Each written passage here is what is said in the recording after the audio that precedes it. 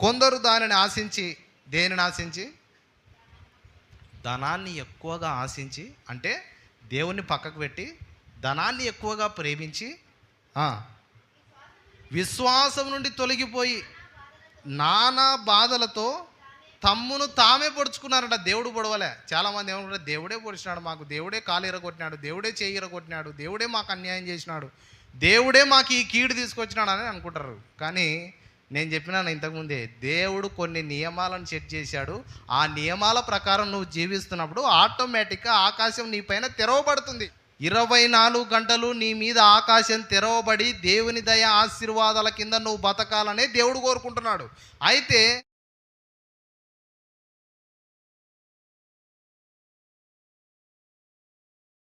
తిమోతికి రాసిన మొదటి పత్రిక 6వ అధ్యాయానికి తిప్పుదాం.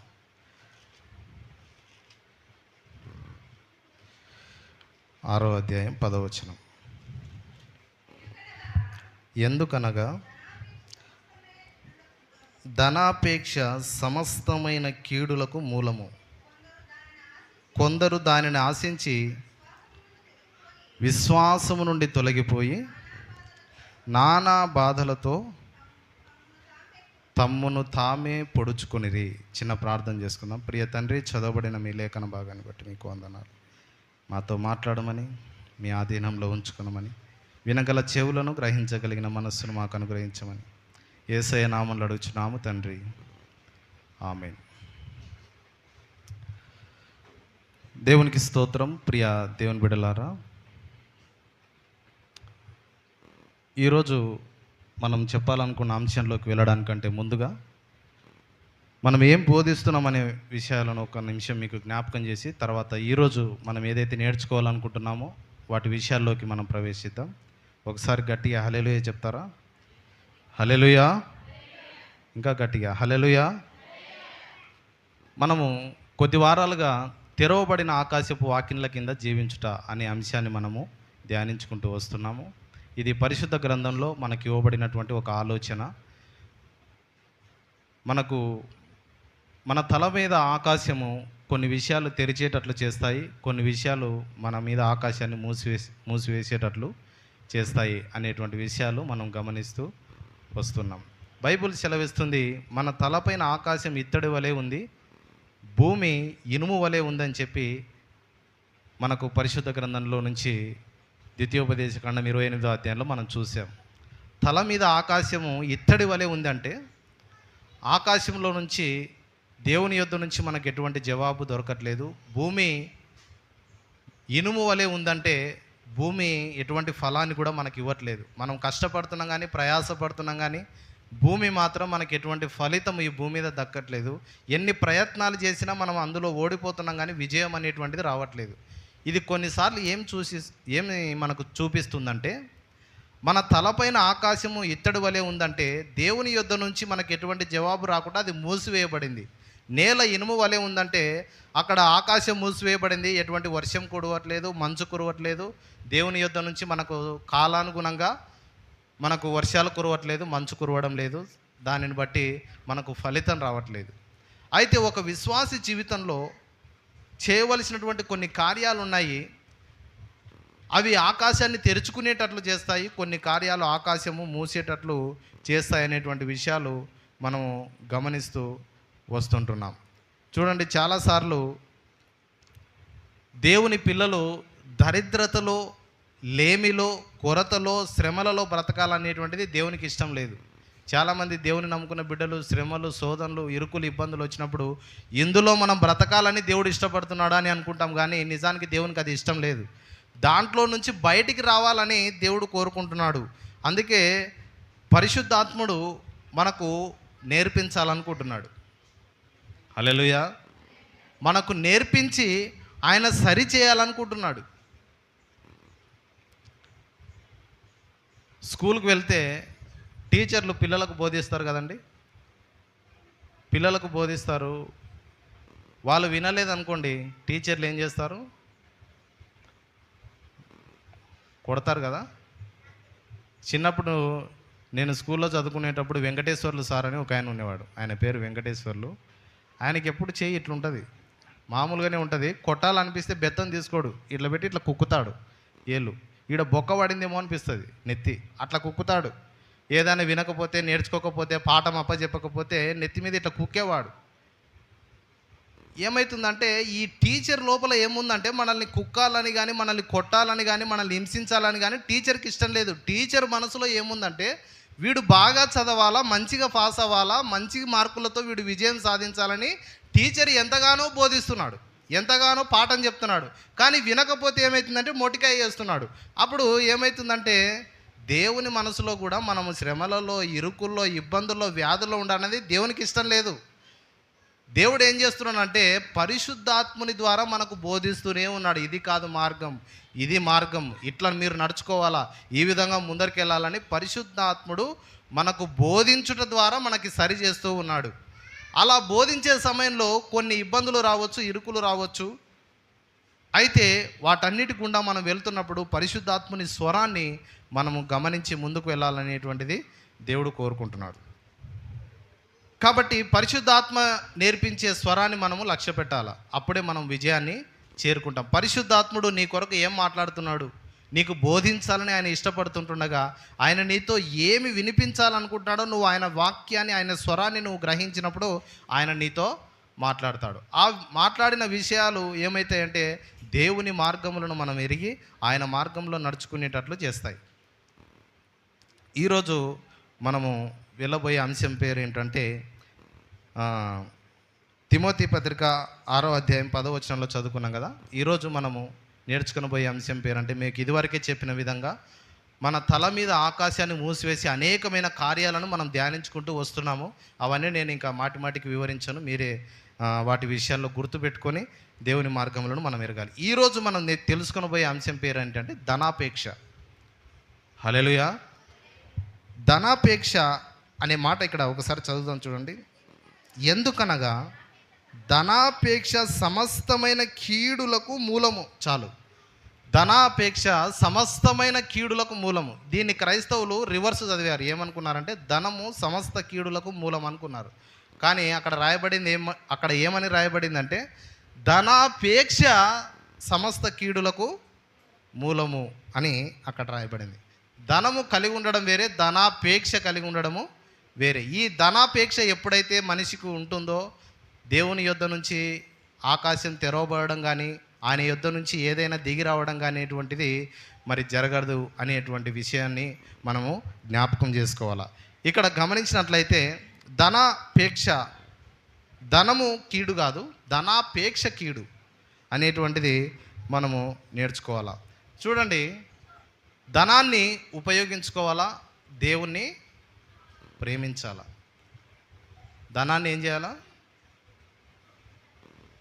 ఉపయోగించుకోవాలా, దేవుణ్ణి ప్రేమించాలా, మనుషులను ప్రేమించాలా. దేవుణ్ణి ప్రేమించాలి, మనుషులను ప్రేమించాలి, ధనాన్ని ఉపయోగించుకోవాలా. కానీ ఈ లోకంలో జనులు ఏం చేస్తున్నారంటే దాన్ని రివర్స్ పాటిస్తారు. విశ్వాసులు ఏం చేస్తారంటే దాని రివర్స్లో ధనాన్ని ప్రేమించి దేవుణ్ణి ఉపయోగించుకుంటారు. అర్థమవుతుందండి? ధనాన్ని ప్రేమించి దేవుణ్ణి ఉపయోగించుకుంటారు. అందుకే చాలాసార్లు మందిరానికి ఎందుకు వస్తున్నారంటే వాళ్ళకి ఏదో కష్టం వచ్చింది, అందుకే వచ్చేది వాళ్ళు, లేకపోతే రారు. ఏదో అవసరం వచ్చింది, ఏదో రోగం వచ్చింది, ఇంట్లో ఏదో అవసరం ఉంది, దేవుణ్ణి అడుగుదాం, దేవుని సన్నిధిలో ప్రార్థిద్దాం, మందిరానికి వెళ్దాం, దేవుణ్ణి అడిగితే ఇస్తాడు, ప్రార్థన చేయించుకుందామని ఏదో ఒక అవసరాన్ని బట్టి దేవుణ్ణి ఉపయోగించుకోవడానికి వాళ్ళు వస్తున్నారు. కానీ దేవుడు మంచివాడు కాబట్టి వాళ్ళని ఆశీర్వదించి మేలు చేసి పంపిస్తున్నాడు. మళ్ళీ ఏదో కష్టం వచ్చినప్పుడు మళ్ళీ వస్తున్నారు, ప్రభువా సహాయం చేయంటే ఆయన సహాయం చేస్తున్నాడు. కానీ నువ్వు ఒక విశ్వాసిగా మారిన తర్వాత, యేసు రక్తంలో కడగబడిన తర్వాత, నువ్వు ఇట్లే ఆపద వచ్చినప్పుడు మాత్రమే దేవుని మందిరాన్ని చూడాలని దేవుడు కోరుకోవట్లేదు. హల్లెలూయా. దేవుణ్ణి ప్రేమించాలని దేవుడు కోరుకుంటున్నాడు. నీ ఆపదలో దేవుడు ఆదుకుంటున్నాడు. కానీ నువ్వు దేవుణ్ణి ఉపయోగించుకోకూడదు. దేవుణ్ణి నువ్వు ఆరాధించాలి, దేవుణ్ణి ప్రేమించాలి. కానీ ధనాన్ని మనం ఉపయోగించుకోవాలా. అయితే దేవుని యొక్క వాక్యం మనకి ఈరోజు ఏం గుర్తు చేస్తుందంటే ధనము పైన పేక్ష కలిగి ఉండడం, ధనాపేక్ష తప్పు అనేటువంటిది మనకు పరిశుద్ధ గ్రంథం గుర్తు చేస్తుంది. అప్పుడు ఒకరు చాలా ధనం కలిగి ఉండి తప్పైన రీతిలో జీవిస్తున్నారంటే డబ్బులు బాగా ఎక్కువ కలిగి ఉండి తప్పైన రీతిలో వాళ్ళు వాటిని ఉపయోగిస్తూ జీవిస్తున్నారంటే నిశ్చయముగా వారికి ఆకాశం మూసివేయబడింది, వారి కోసం ఆకాశం తెరవబడదు అని దేవుని యొక్క గ్రంథము వాక్యము గుర్తు చేస్తుంది. ఈ ధనాపేక్ష ఏం చేస్తుందంటే వస్తుపేక్షగా మారుస్తుంది. అంటే వస్తువులపైన ప్రేమ ఎక్కువగా పెంచుతుంది. వస్తువులపైన ప్రేమించడం, మనుషులను ప్రేమించాల. చాలామంది భార్యాభర్తలు జీవితంలో నేను నిన్ను ప్రేమిస్తున్నాను అని చెప్పడం చాలా అరుదు. ఇంట్లో కుక్క పిల్లను ప్రేమిస్తున్నామంటారు, నాకు ఈ సోఫా అంటే ఇష్టం అంటారు, నాకు టీవీ అంటే ఇష్టం అంటారు, నాకు ఆ సీరియల్ అంటే ఎక్కువ ప్రేమ, నాకు కుక్క పిల్లలు పెంచుకుంటుంటారు కదా, ఆ పిల్లలు నాకు కుక్క పిల్లల్ని ప్రేమిస్తారు. తర్వాత అదే ప్రేమను తీసుకొని వచ్చి మళ్ళీ ఐ లవ్ డాగ్ అంటారు, మళ్ళీ ఐ లవ్ మై వైఫ్ అంటారు. అంటే డాగ్ పైన ఉన్న ప్రేమ మరలా వైఫ్ పైన చూపించేటువంటి ప్రేమ ఎట్లా వ్యత్యాసమైనది. అది మనము వస్తువులను ప్రేమించకూడదు, వాటిని ఇష్టపడాలా. మనం వస్తువులను ఇష్టపడాలగా, వాటిని ప్రేమించకూడదు. దేవుణ్ణి ప్రేమించాలా, వస్తువులను మనం ఉపయోగించుకోవాలి, వాటిని ఇష్టపడాలా, వాటిని మనము ప్రేమించకూడదు. ఒక వస్తువు పోతే ఇంకో వస్తువు మనము మంచిది కొనుక్కోవచ్చు. అయితే ధనాపేక్ష వలన వస్తుపేక్ష పెరిగిపోతుంది. ధనాపేక్ష ఏమవుతుందంటే ధనము మీద ఆశతో వస్తుపేక్ష పెరిగిపోయి వస్తువుల మీద మనం ఎక్కువగా దృష్టి పెడతాం. దాని గురించి యేసు ప్రభు దాని మీద అటాక్ చేస్తున్నాడు. మత్తయి సువార్త 6వ అధ్యాయం కొండ మీది ప్రసంగంలో ఆయన కొన్ని మాటలు చెప్తాడు. మాట్లాడుతూ కొండ మీది ప్రసంగంలో మత్తయి సువార్త 6వ అధ్యాయం 31, 32 నుంచి, కాబట్టి ఏమి తిందుమో, ఏమి త్రాగుదుమో, ఏమి ధరించుకుందుమో అని చింతింపకుడి, అన్యజనులు వీటన్నిటి విషయమై విచారింతురు. 32 కూడా, ఇవన్నీ మీకు కావాలనని మీ పరలోకపు తండ్రికి తెలియను. చాలు. తినడం ముఖ్యమా కదా? అస్సలు తినకూడదు అంటారు. తినడం ముఖ్యమా కదా? ఏమి తిందుమా, ఏమి తాగుదుమా, ఏమి ధరించుకుందుమా అనే విషయాలను గురించి ప్రతి మనిషికి అవసరమే. ప్రతి మనిషి తినాలా, నీళ్లను తాగాల్సి ఉంటుంది, తర్వాత వస్త్రాలను ధరించుకోవాల్సి ఉంటుంది. యేసు ప్రభు ఏమంటున్నాడంటే మనకు అవసరమైన వాటిని అటాక్ చేస్తూ ఏమంటున్నాడంటే మీరు పొద్దున్నే లేచి ఏమి తిందుమా, ఏమి తాగుదుమా, ఏమి ధరించుకుందుమా అని చెప్పి మీరు చింతించకండి అని అంటున్నాడు. వీటన్నిటి కోసం ఎవరు చింతిస్తారంట? అన్యజనులు పొద్దున్నే లేచి ఏమి తిందుమా, ఏమి తాగుదుమా, ఏమి ధరించుకుందుమా, వీటన్నిటి గురించి అన్యులు ఎక్కువగా చింతిస్తారంట అనే మాటను గమనించండి.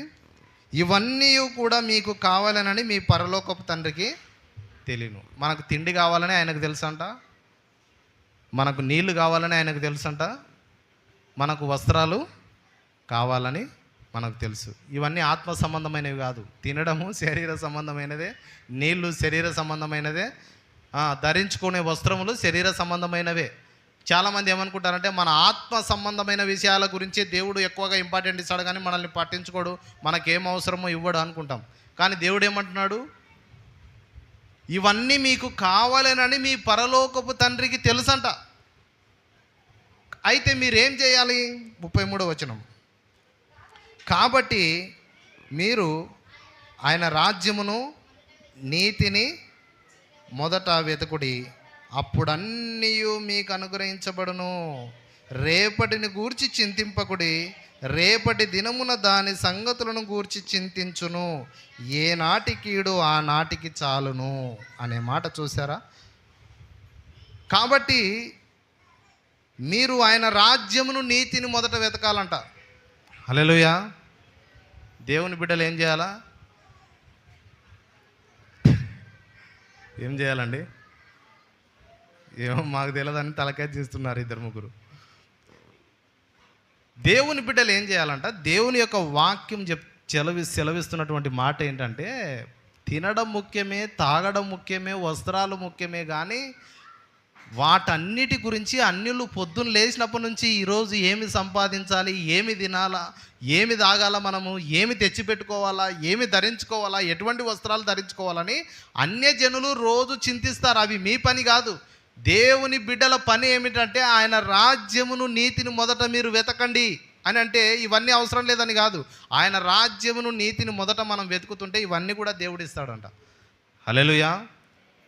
అప్పుడు దేవుని యొక్క రాజ్యమును నీతిని వెతకమని దేవుని యొక్క వాక్యము మనకు సెలవిస్తుంది. అయితే ధనాపేక్ష అనేటువంటిది ఒక లోతైన కార్యం. ఒకరు ఎందుకు ధనాన్ని ఎక్కువగా ప్రేమిస్తున్నారంటే అది లోతైన మనసులో పాతుకుపోయింది. వాళ్ళకు ధనమే ముఖ్యం. ధనం పైన పెద్ద పిసినారితనం. ధనం అంటే అంత పిసినారితనం. దాన్ని మూట కట్టి అట్లే ముళ్ళగట్టి పెట్టింటారు, దాన్ని బయటకు తీయరు. దాన్ని ఉపయోగించకపోతే ఎంత నష్టం వస్తుందో దేవుని యొక్క వాక్యం ఏం చెప్తుందో దేవుని బిడ్డలుగా మనం ఎరగాలి. దాన్ని మూట కట్టి పెట్టుట ద్వారా నీ పైన ఆకాశం కూడా మూట కట్టుకొని ఉంటుంది. ఆకాశం విప్పబడదు, ఆకాశం తెరవబడదు, ఆకాశం కూడా మూసుకొనే ఉంటుంది. అయితే ధనము పైన నీ జ్ఞానం ఏంటి, ధనము పైన నీ యొక్క ఆలోచన ఏంటి అనేటువంటిది దేవుడు ఏం చెప్తున్నాడో ఆ విషయాలను మనం ఒకసారి గమనించాలని దేవుడు కోరుకుంటున్నాడు. ధనాపేక్ష ఒక వ్యక్తికి ఎట్లా వస్తుందంటే తన మనసులో ఒక పేరాశ, మొదటిగా పేరాశ వలన అతనికి ధనాపేక్ష వస్తుంది. పేరాశ ఒక ఆకలి లాంటిది. ధనాపేక్ష అంటే ఒక ఆకలి లాంటిది. ఆకలైనోడు భోజనం చేయాలని ఎట్లా అనుకుంటాడో ధనాపేక్ష కలిగినటువంటి వాడు ధనం సంపాదించాలా. ఎంత సంపాదించినా తృప్తి తీరదు, ఎంత కూడబెట్టుకున్నా, ఎంత ముళ్ళగట్టినా అది తృప్తి కానేరదు. అదేంటంటే పేరాశ వలన వచ్చేటువంటిది ధనాపేక్ష. ధనము కలిగి ఉండుటలో తప్పు అని దేవుడు అనట్లే. ధనము పైన నీ వ్యామోహం పెంచుకుంటున్నావే అది తప్పు అంటున్నాడు దేవుడు. దానిని ఎట్లా చూడాలని దేవుడు కోరుకుంటున్నాడు అంటే పేరాశ కలిగినటువంటి వారికి తృప్తి ఎప్పటికీ కూడా కానేరదు అని వాక్యం సెలవిస్తుంది. దేవుని యొక్క వాక్యము యెహోవా ఆశీర్వాదమే ఐశ్వర్యమునిచ్చును, నరుల కష్టార్జితము ఏమీ కాదంటుంది. కొంతమంది సంపాదించాలని 24 గంటలు పని 24 గంటలు పని, దేవునికి సమయం వెచ్చించారు. ఎప్పుడు పని మీదే వాళ్ళ ధ్యాస అంతా కూడా కూడబెట్టడం, పని మీద 24 గంటలు పని అని వస్తుపేక్ష పెరిగిపోతుంది. పేరాశ ధనాపేక్ష పెరిగి చివరికి ఏం లేకుండా పోతుంది. అయితే దేవుడు ఏమంటున్నాడంటే యెహోవా ఆశీర్వాదం ఐశ్వర్యం నిచ్చును, నరుల కష్టార్జితం ఏమీ కాదు. అంటే దేవుని ఆశీర్వాదం లేకుండా నువ్వు కూడబెట్టలేవని అర్థం. హల్లెలూయా, హల్లెలూయా. అప్పుడు చూడండి లూకా సువార్త 12వ అధ్యాయం 16వ వచనం నుంచి చదువుదాం. మరియు ఆయన వారితో ఈ ఉపమానం చెప్పెను. ఒక ధనవంతుని భూమి సమృద్ధిగా పండెను. ఏమైందంట అండి? ఒక ధనవంతునికి భూమి సమృద్ధిగా ఉండెను. భూమి సమృద్ధిగా ఉంటే దేవునికి ఏమి కోపం రాదు. నీకెందుకు అన్ని ఎక్కువ పొలాలు ఉన్నాయి, నీకు అవసరమా, నీకు 2 ఎకరాలు సరిపోవా అని దేవుడు అన్నాడు. ఒక ధనవంతునికి ఎన్ని ఉన్నాయంట? భూమి సమృద్ధిగా ఉన్నాయంట. తర్వాత అప్పుడు అతడు నా పంట సమకూర్చుకొనుటకు నాకు స్థలము చాలదు గనక నేను ఏమి చేతునని తనలో తాను ఆలోచించుకొని ఇంకా నేను ఇలాగు చేతును అని అనుకున్నాడు. నా కొట్లు విప్పి వాటికంటే గొప్ప వాటిని కట్టించి అందులో నా ధాన్యమంతటిని, నా ఆస్తిని సమకూర్చుకొని. చూసారా, పంట బాగా వండిందట ధనవంతునికి. పొలం ఎక్కువ ఉంది, భూమి సమృద్ధిగా ఉంది, పంట పండింది. ఈ పంటను దాపెట్టడానికి స్థలం లేక ఈ పెద్ద కొట్లు కట్టాలనుకుంటాడంట. అయినా కూడా దేవునికి ఏం కోపం రాదు. అతను పంట పండింది, దాన్ని దాచిపెట్టుకోవడానికి కొన్ని కొట్లను సమృద్ధిగా కట్టి వాటిని దాంట్లో ఉంచడానికి, తన ఆస్తిని పండిన పంటను దాంట్లో ఉంచడానికి అతను ఏమని ఆలోచన చేసినాడంటే ఇంకా ఎక్కువ కొట్లను నేను కట్టాలని అనుకున్నాడు. 19వ వచనం. ఇలాగా సమృద్ధిగా పంట పండిన తర్వాత అతడు ఏమంటున్నాడంటే నా ప్రాణమా అనేక సంవత్సరములకు విస్తారమైన ఆస్తి నీకు సమకూర్చబడి ఉన్నది, సుఖించుము. సేమ్ చూసారా, ఇందాక మత్తయి సువార్తలో ఏదైతే చదివానో అదే ఉంది ఇక్కడ. సుఖించుము, తినుము, త్రాగుము, సంతోషించుమని చెప్పుకొందుననుకొనెను. చూసారా, 19వ వచనం వరకు దేవుడు ఏమనలే. 19వ వచనం వరకు భూమి సమృద్ధిగా ఉంది, ఆహా సంతోషమే, దేవుడు మౌనంగా ఉన్నాడు.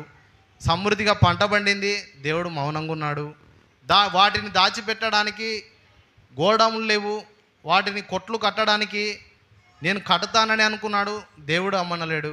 అయితే తన ప్రాణముతో నా ప్రాణమా సుఖించుము, తినుము, త్రాగుము, సంతోషించుమని తన ప్రాణంతో చెప్పుకుంటే దేవుడు ఇప్పుడు రియాక్ట్ అవుతున్నాడు. వెర్రివాడా, ఈ రాత్రి నీ ప్రాణమును అడుగుచున్నాను, నీవు సిద్ధపరిచినవి ఎవనివి అగునని అతనితో చెప్పాను. చూసారా, నీవు వెర్రివాడు, ఈ రాత్రే దేవుడు నీ ప్రాణం అడిగితే నీవు సిద్ధపరిచినవి ఎవనివగును అని అతనితో చెప్తున్నాడు. అంటే ఎక్కువ డబ్బులు వస్తే ఏం చేయాలా, ఎక్కువ పంట పడితే ఏం చేయాలా, వెర్రి పెరిగిపోతుంది కదా. కొంతమందికి డబ్బులు ఎట్లా ఉపయోగించాలో తెలియదు. ఉన్నటువంటి డబ్బులు ఎక్కువ వచ్చినాయి అనుకో, ఏదో లోను గీనో ఏదో వచ్చిందనుకోండి, ఆ డబ్బులను ఎట్లా ఉపయోగించాలో తెలియదు. ఇంకా ఆ డబ్బులతో ఈ ధనవంతునికి ఏమైందంట, బాగా పంట పండి డబ్బులు వస్తే ఆ డబ్బులతో అతను ఏమనుకుంటున్నాడంట, నా ప్రాణమా సుఖించుము, తినిము, త్రాగుము.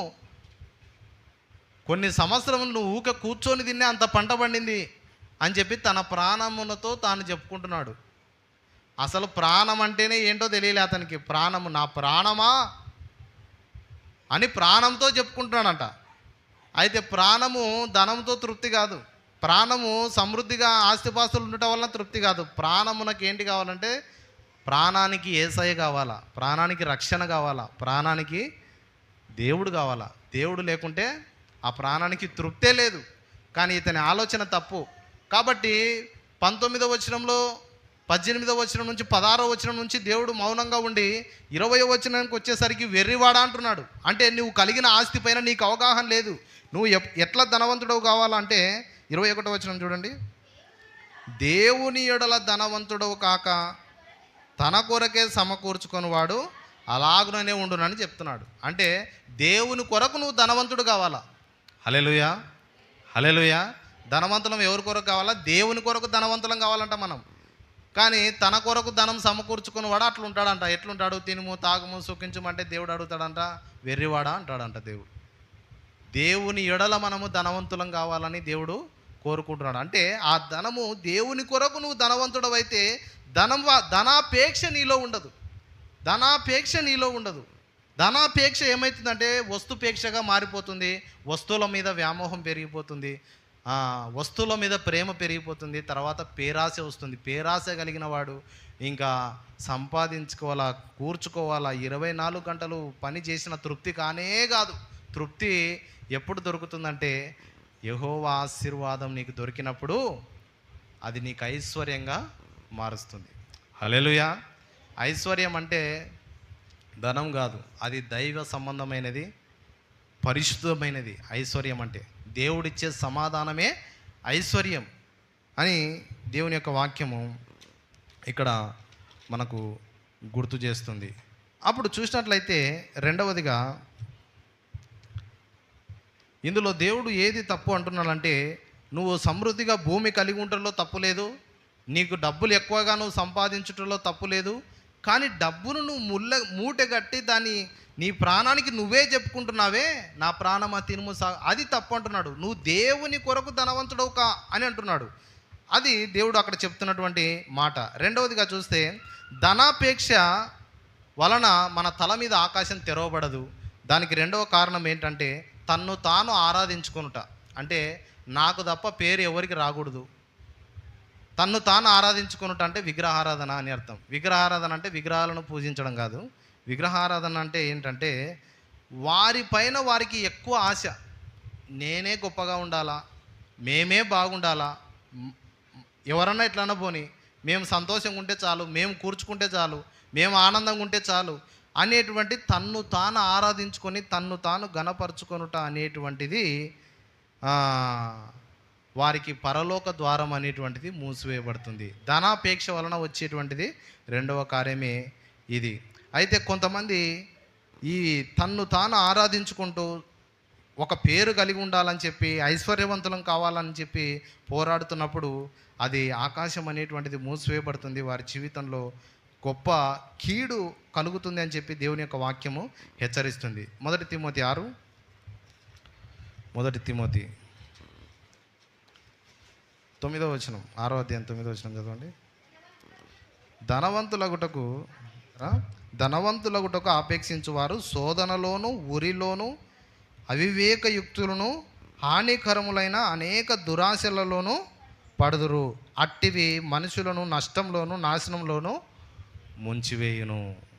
చూసారా, ధనవంతులగుటకు తొందరపడితే ధనాపేక్ష ఆశతో మనం ముందరికి వెళ్ళినప్పుడు అది హానికరమైనతో దురాశలలో మనం పడతాము, ఉరిలో పడతాము, అవివేకంగా మనము మనం అన్నీ కోల్పోతాము, సమస్త బాధలలో మనము జీవించవలసి వస్తుందని చెప్పి దేవుని యొక్క వాక్యము మనం గుర్తు చేస్తుంది. అలాగే 10వ వచనంలో అట్లే గమనిస్తే, ఎందుకనగా ధనాపేక్ష సమస్తమైన కీడులకు మూలమంట. ధనము పైన వ్యామోహము అన్ని కీడులకు అదే మూలమంట. హల్లెలూయా. అన్ని కీడులకు మూలం ఏంటి? సమస్తమైన కీడులకు మూలము ధనమా? సమస్తమైన కీడులకు ధనమే కదా మూలం. ధనమేనండి? వినపలే, ధనమేనా?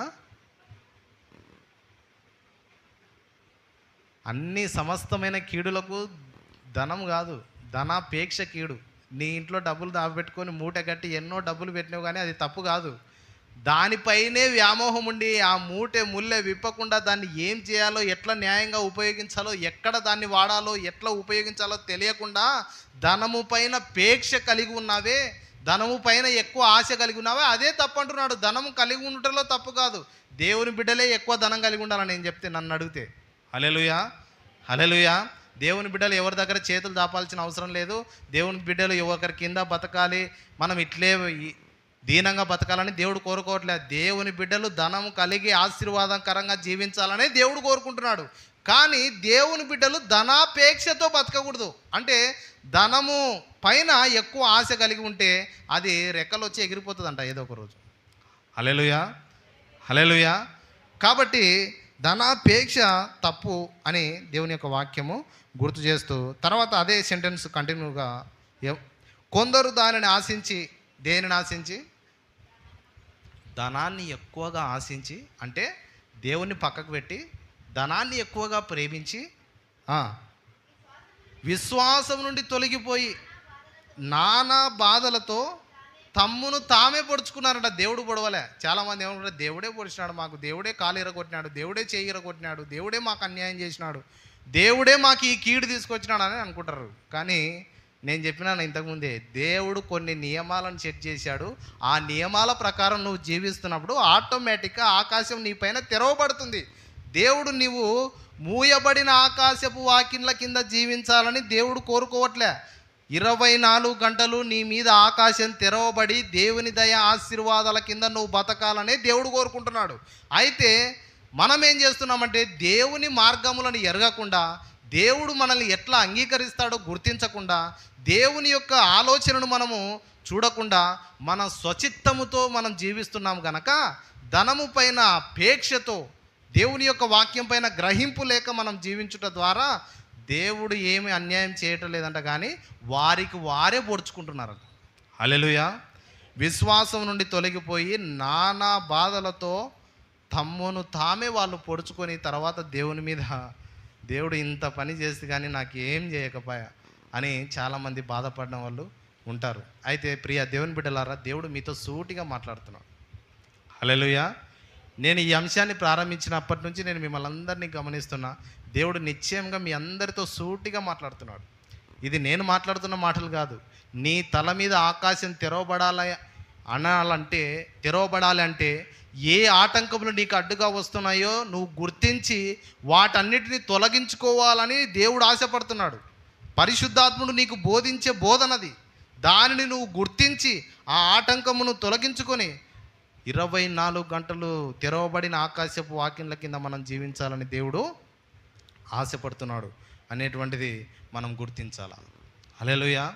ధనాపేక్ష ఎప్పటి కూడా మనము తృప్తినివ్వదు. ఈ పేక్ష అనేటువంటిది ఆకాశపు వాకిన్లను మూసివేసేటట్లు చేస్తుంది. జక్కయ్య ఉన్నాడు. అతని గురించి ఒక ఉదాహరణ చెప్పి నేను ముగిస్తాను. జక్కయ్య ధనాపేక్ష 1% కూడా ఎవరికి ఇయ్యడు. నాకే కావాలా, నేనే మూట కట్టుకోవాలా, నా ఇంట్లో బాగుండాలని చెప్పి అన్ని మూట కట్టి పెట్టినాడు ఇంట్లో.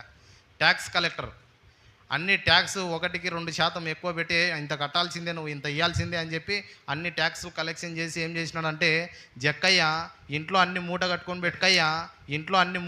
పెట్టుకున్నాడు. ఎవరికి ఇవ్వకూడదు, ఈయననే బాగుండాలా, ధనాన్ని ఎట్లా వాడాలనో తెలియదు.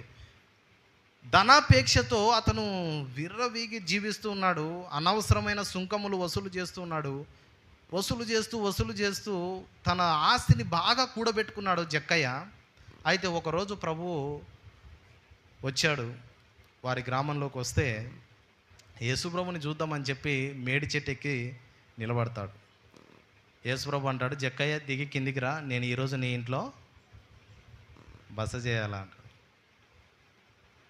ఈరోజు నేను నీ ఇంటికి రావాల్సి ఉంది అంటే, నా పేరు ఎట్లా తెలుసా ప్రభువుకు, నన్ను ఎట్లా దిగిరామనే, నన్ను ఎట్లా గుర్తించినాడు ప్రభువు అని టక కిందికి దిగి ప్రభువుని ఇంటికి సంతోషంగా చేర్చుకొని, ప్రభువు వాళ్ళ ఇంట్లోకి అడుగు పెట్టినాడో లేదో, అడుగు పెట్టంగానే జక్కయ్య ఆటోమేటిక్గా అతను మాట్లాడుతున్నాడు. ఏమని మాట్లాడుతున్నాడు అంటే, ప్రభువా నేను ఇంతవరకు అన్యాయంగా సంపాదించిన ధనం కూడబెట్టుకున్నా, అయితే ఎవని దగ్గర నేను తీసుకున్నానో దాన్ని 4 అంతలుగా తిరిగి ఇచ్చేస్తా ప్రభు అంటున్నాడు. హల్లెలూయా. 1% కూడా ఇయ్యనోడు పిసినారి, 1% కూడా ఎవరికి ఇయ్యడు, 4% ఇచ్చేస్తా ప్రభు, ఎవరి దగ్గర ఎంతెంత తీసుకున్నానో వాళ్ళకు తిరిగి 4 అంతలుగా ఇచ్చేస్తా అంటున్నాడు. ప్రభు ఏం మాట్లాడలే, ఇంకా ఆయనకు వాక్యం చెప్పలే, ఏం బోధించలే. అంటే దేవుడు వచ్చి నిలబడగానే ఆయన ప్రసన్నత ఉంటేనే అతని బుద్ధి అంతా కూడా మారిపోయింది. అంటే ధనాపేక్ష అంతా కూడా మైండ్లో నుంచి పోయింది. అప్పుడు ప్రభువు నోరు తెరిచి ఏమంటున్నాడంటే, నేడు ఈ ఇంటికి రక్షణ. హల్లెలూయా, హల్లెలూయా. నేడు ఈ ఇంటికి రక్షణ వచ్చింది. ఇప్పుడు ఇతడు ధనం కలిగి ఉంటే దానికి అర్థం ఉంది.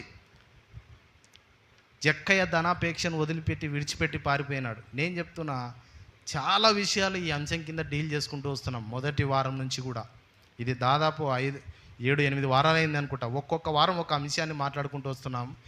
ఈ అంశాలన్నీ కూడా దేవుని యొద్ద నుంచి ఏది రాకుండా మనల్ని ఆటంకపరుస్తున్నాయి. ధనాపేక్ష అనేటువంటిది ఒకటి, అది దేవుని యొద్ద నుంచి మనకి ఏది రాకుండా, రక్షణ ఆనందము మనం పొందుకోకుండా అది చేస్తూ ఉంది.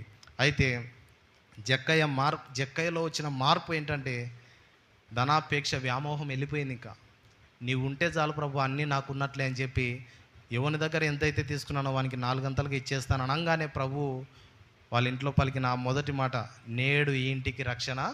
ఇతను కూడా అబ్రహాము కుమారుడే. ఎవరైతే వాక్యమును అంగీకరించి దానిని గైకొని ఆయన మార్గములను గ్రహించి దాని వెంట పరిగెత్తుతారో వాడు అబ్రహాం కుమారుడు. హల్లెలూయా. ఎవరైతే దేవుని నమ్మి ఆయన మార్గములను ఎరుగుతూ ఆయన ఆలోచనను గుర్తిస్తూ ఆయన వాక్యమును విని గ్రహిస్తుంటారో వాళ్ళు అబ్రహాం కుమారులు. హల్లెలూయా. వాక్యమును విని గ్రహించాలా. ఆ వాక్యం నేను రేపు అప్లోడ్ చేస్తాను గ్రూప్లో, మీరు వినండి దయచేసి. ఇంతకుముందు ఒక విషయాన్ని, మారు మనసు అనే విషయాన్ని, పైన మనసు, లోతైన మనసులో కొన్ని పాతుకుపోయినాయి. అవి పాతుకుపోవటం ద్వారా దేవుని వాక్యం మనకు పెద్దగా కనపడతలేదు. ఆ విషయాన్ని గురించి మాట్లాడినా, అది గ్రూప్లో అప్లోడ్ చేసినాను, మీరు కావాలంటే వినొచ్చు. మరలా ఈ వినుట గ్రహించుట గురించి కూడా, అది కూడా రేపు దాని గ్రూప్లో పెట్టడం జరుగుతుంది. అన్ని విషయాలు ఇప్పటి నుంచి రికార్డ్ చేయబడి గ్రూప్లో పెడతాయి. మీరు అన్నీ మరలా విని దీవించబడాలని నేను కోరుకుంటున్నాను. విని గ్రహించడం చాలా ప్రాముఖ్యం. ఎందుకంటే వినుటలో చాలామందికి లోపం ఎక్కువ. దేవుడు ఆదికాండం 7వ అధ్యాయంలో నోవాహుతో ఒక మాట అంటాడు. నోవాహు అక్కడ వాక్యం రాస్తూ, తిప్పండి, ఆదికాండం అదొక మాట చూద్దాం. 6వ అధ్యాయం 21వ వచనం. 6వ అధ్యాయం. మరియు తినుటకు నానా విధములైన ఆహార పదార్థములను కూర్చుకొని నీ దగ్గర ఉంచుకొనుము, అవి నీకును వాటికిని ఆహారమగునని చెప్పాను. నోవహు అట్లు చేసినానుంది కదా ఇక్కడ, అమ్మ గమనిస్తున్నారా? నోవాహు అట్లు చేశాను. ఎట్లు చేశాడు? ఒక విశ్వాసి ఏమనుకుందంటే, నోవాహు అటుకులు చేసినాడు, మనం కూడా ఇంటికి పోయి అటుకులు చేసుకుందామని చెప్పి ఇంటికి పోయి అటుకులు చేసిందంట ఆమె. ఇక్కడ చెప్పింది మాట ఏంటంటే వినికిడి లోపం అంటే అది. వాక్యం ఏం చెప్తుందాడా? దేవుడు ఏదైతే చెప్పాడో దాన్ని గ్రహించి నోవాహు అట్లు చేశాడు. అది అంటే నోవాహు దేవుడు ఎట్లా చెప్తే అట్లా చేసినాడని అర్థం. అది ఈమె ఏమనుకుందంటే నోవాహు అటుకులు చేసినాడు, మనం కూడా అటుకులు చేసుకుందాము అని దాన్ని తారుమారుగా అర్థం చేసుకుంది. అంటే వినికిడి లోపం అంటే అది. అంటే చెప్పేది సరిగా వినరు కదా కొంతమంది, ఏం చెప్తున్నారో సరిగా వినరు, దాన్ని తప్పుగా అర్థం చేసుకుంటారు. నోవాహు అట్లు చేశానంటే దేవుడు ఏం చెప్పినాడో అది చేశాడు. నోవాహు అటుకులు చేయలే, నోవాహు దేవుడు చెప్పినట్లు అట్లు చేశాడు.